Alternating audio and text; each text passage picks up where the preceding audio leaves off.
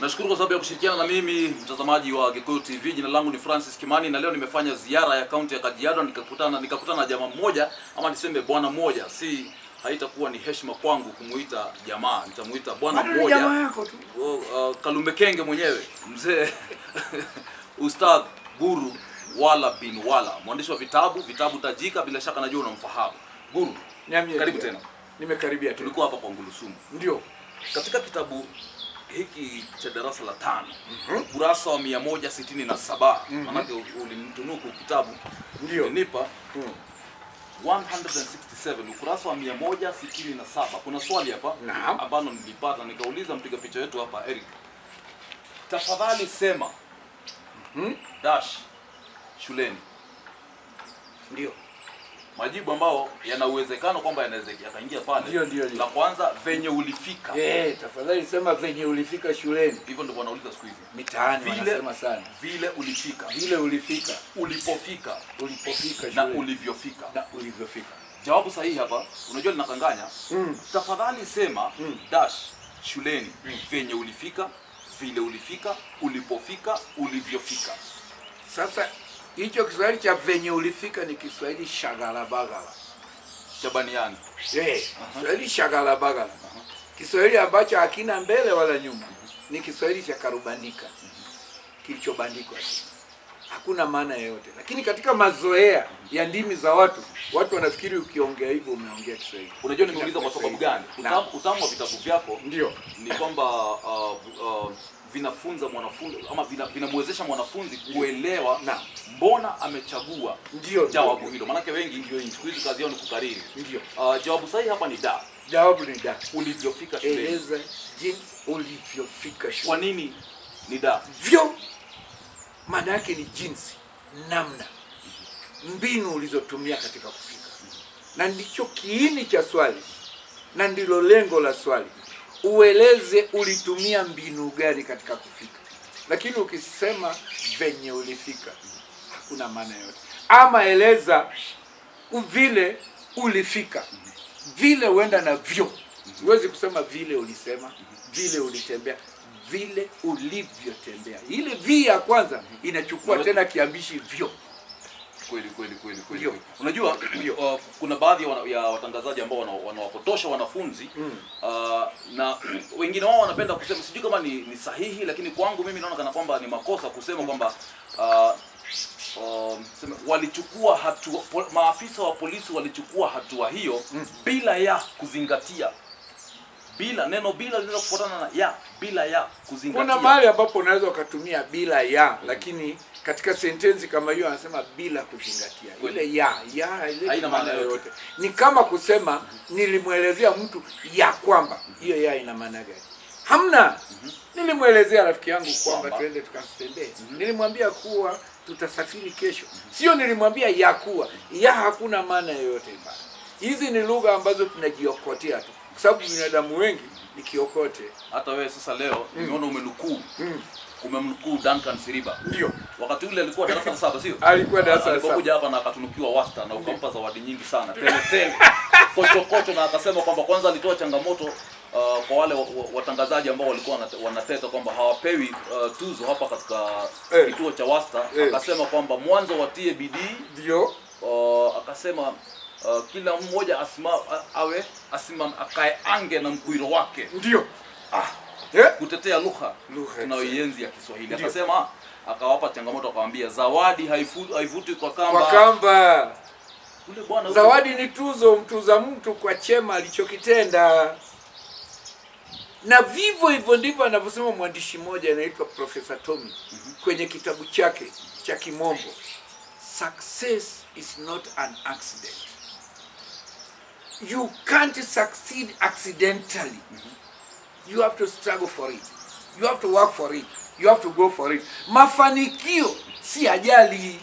Mafanikio yamfikii mtu jinsi ajali inavyompata mtu. Ulikuwa kwenye ziara yako, ulikuwa kwenye harusi yako, mara ajali ikatokea. Mafanikio utafutwa. Kwa hivyo zawadi ni kutuzwa. Na mtu hutuzwa baada ya kufanya jambo la maana. Ndio maana wakasema chanda chema uvishwa pete. Sasa chanda chenyewe si chema. kitapataje?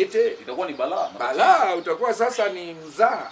Na mzaa siku zote utunga nini? Usaa. Mizingile yote inayozonga lugha ya Kiswahili, maneno ya Duncan Siriba ndio maneno hayo. Mizingile inayozingira Kiswahili. Mizingile, miujiza, mizungu, mambo yasieleweka, mambo yanayoleta kizungumkuti ni matatizo. Guru, nipe habari. Hili taifa bwana, katika tuseme matumizi ya lugha ya Kiswahili, licha kwamba ni lugha ya taifa, lakini tuna matatizo mengi sana. Watu wanaboronga lugha, wanatumia jinsi ambavyo haifai. Sijui kwako wewe unaona kana kwamba tunaweza tukafanya nini kama labda watangazaji, walimu ama wazazi kuhakikisha kwamba tunaboresha lugha? Ndugu Francis, niambie. Kuwa bora au kuwa bure ni chaguo la mtu.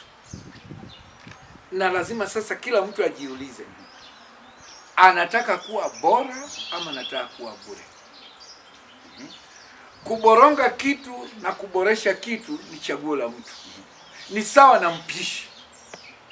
Amekwisha kata nyama kutoka kwa muuza nyama, ameleta nyumbani.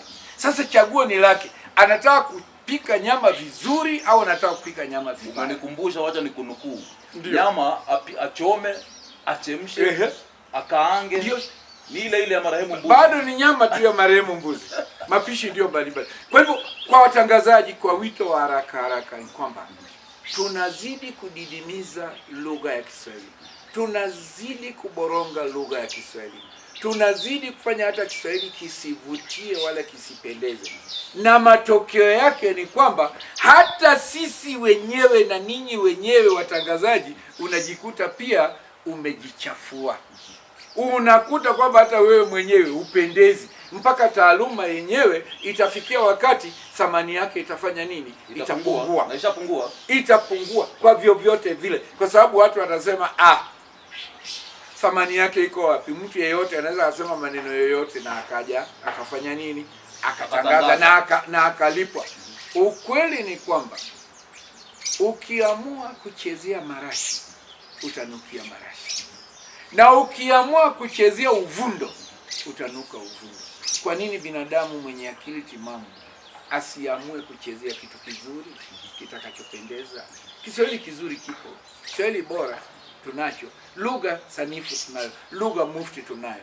Kwa nini tusiamue tutumie Kiswahili jinsi watangazaji wa kitambo na jinsi ambavyo wewe na mimi tunavyoongea hapa? Kwa nini tuende kwenye takataka? Kwa mfano Leonard Mambo Mbotela, maje tunamuita maje bado yupo. Na hata ukikutana naye anakuzungumzia Kiswahili bora, Kiswahili sanifu bila kufanyia mzaha. Kweli. Sasa bila kutapatapa. Bila kutapatapa. Guru, maneno yako ya mwisho. Ndio hivyo. Sema na mtazamaji wetu wa Gikuyu, maana ni mara yako ya kwanza kabisa kufika katika studios ama kufanya mazungumzo ama mahojiano nasi. Utawaambia nini watazamaji wa Gikuyu TV? Ndugu watazamaji, najua kwamba watoto wanatazama sana kwa sababu ya movies za DJ Afro. Ndugu watazamaji, mnaotutazama, kwa yeyote anayependa kujifunza na kwa yeyote ambaye anapenda uzuri, ni vizuri kuwa bora. Ubora ni bora. Hakuna kinachopendeza katika maishani unapita ukijua kwamba wewe ni bora, alafu ule ubora wako ukaboresha wengine. Tusifanyie mzaha mambo ya maisha. Maisha ni kama nguo. Kitambaa kikishonwa vizuri utasikia watu wanasema umeshona nguo vizuri na umevaa nguo vizuri. Sasa kuanzia leo kila mmoja ajiulize, mambo ya ovyo, mambo yasiyo na ubora, yasiyo na utamu, yasiyopendeza yanatupeleka wapi? Hamna. Kwa hivyo fanya kitu kizuri kikuletee uzuri. Mbegu njema ikipandwa shambani kuchipuka itaota na utavuna vizuri. Guru, tupiganie ubora. Guru, unajua kuna watu wengi sana upita hapa katika pita zao ama pilika zao za maisha yao ya kila siku. Ndio. Na wanaona kumeandikwa swimming pool, kasri mufti. Je, wanafunzi wakitaka labda kukutembelea, kukuona, wajua kuna wale ambao ni wapenzi wa lugha ya Kiswahili, wanaweza kusema kwamba tembeze pale kwa Guru. Hapa Matasia kwako huwa ni open ama? Haya ni maskani ya kila mtu wakati wowote. Mtu akija atanipata, atatupata. Tena ni mahali ambapo pana kila kitu kinachohitajika katika raha ya mtu. Anataka kuogelea ataogelea, anataka kunywa vinywaji kama soda, sharubati, sawa. Anataka kuchoma nyama ya marehemu, sharubati ushapotea. Sharubati ni juice. Wengine wanataka maji ya tamu, wakitaka vibanzi au chipsi watapata. Anataka kula nyama kwa kila namna, kuanzia nyama ya marehemu kuku, marehemu ng'ombe, marehemu mbuzi, marehemu samaki, wote wanaliwa hapa. Tena katika mazingira matulivu sana, kwa sababu ukiingia Wasta hakuna bugdha ya aina yoyote. Hakuna namna utakavyofikiria kwamba sijui mtu atakuletea fujo, atafanya nini. Walinzi wapo na kila mmoja ni rafiki, wapenzi wakubwa. Karibuni sana. Na ukitaka kuniona ni kiasi cha kwamba Mwalimu Wala, ningependa kukusalimia, lakini si rahisi kunijua wakati ukija, kwa sababu mimi utanikuta mtu wa kawaida sawa na wengine tu. Guru, maneno hayo. Sina la ziada. Nimeshukuru. Wewe umekuwa ni Ustadh Guru Wala bin Wala, mwalimu wa walimu. Naweza kusema kwamba nikitumia lugha ya Kimombo, sijui nitasemaje kwa Kiswahili, one of my role models, ama watu ambao wanafanya kwamba niwe na ile ari ya kutaka kufanya mambo mazuri, niwe kama yeye. Nitakapokuwa mzima nitataka kuwa kama Wala bin Wala. Nashukuru sana Wala. Karibu sana. Nashukuru. Kwaheri kwa sasa. Mimi naitwa Francis Kimani. Endelea kutazama runinga ya Gikuyu TV, Mururi wa Gikuyu. Kwaheri.